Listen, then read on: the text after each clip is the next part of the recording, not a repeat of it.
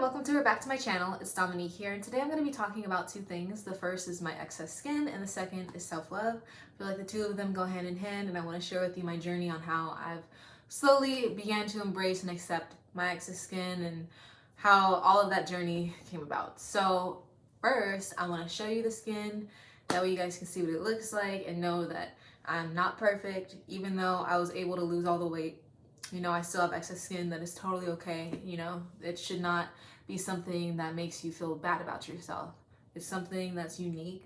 It's something that's a reminder of how much you've accomplished, and it's just a beautiful aspect of who you are. So here's my skin. So I'm gonna go a little further down. There we go. So this is the skin. I can pull it, I can jiggle it, and I can wiggle it.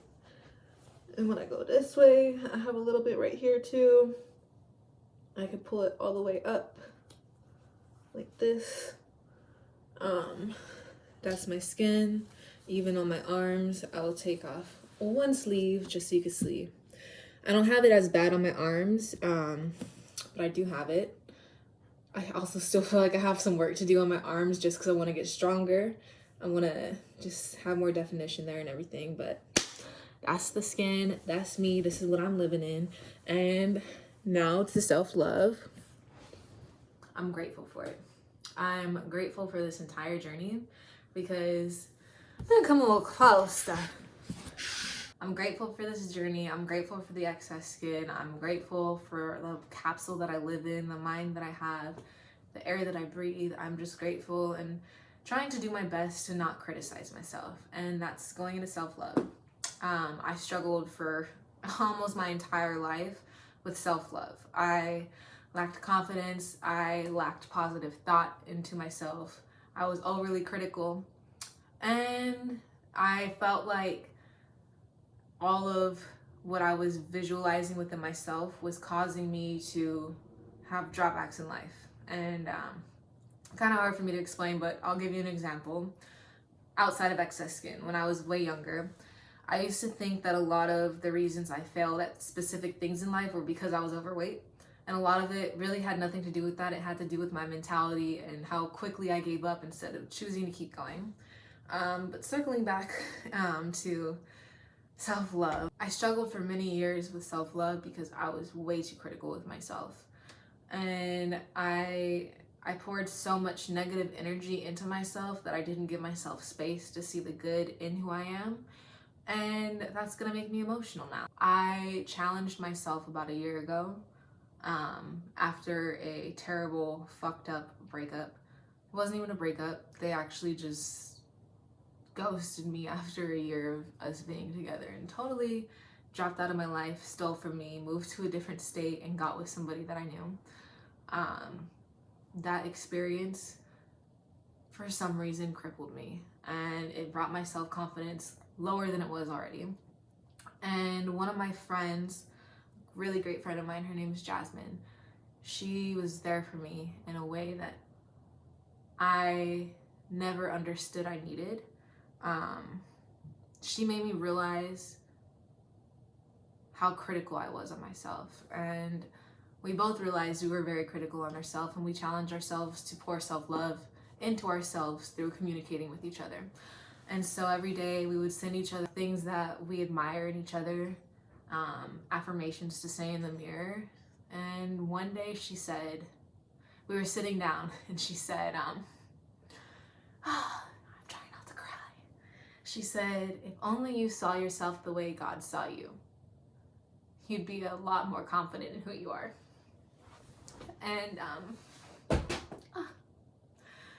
that day I really started to try and see myself the way God sees me,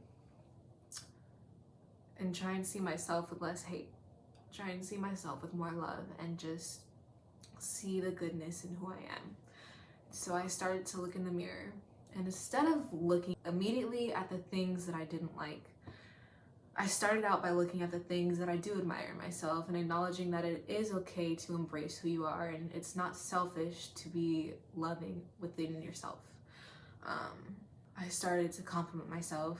I started to appreciate not just the physical, but the beauty of my mind, the beauty of my soul, my drive, my who I am, you know? And then I looked in the mirror, and instead of just overlooking the things that I wasn't comfortable with, I chose to go head on and look at them and compliment them and see them from a different perspective.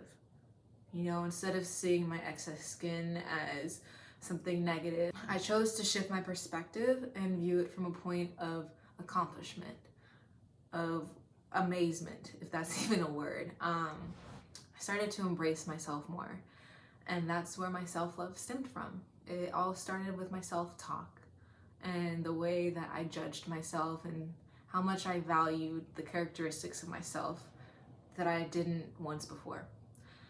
And if I could give you any piece of advice, let go. Let go of the things that you feel like are holding you back and embrace what it is to be you. I try so much not to get emotional. I'm a water sign, so everything just makes me want to cry. But there's so much value in every single person that exists on this world. Within you, there's so much value. Dig deep and really find that. And every day, find something about yourself that you admire and smile and embrace that that's you. It's okay to embrace yourself. I think it's so hard for us to love ourselves in today's society because society talks down on people who embrace who they are.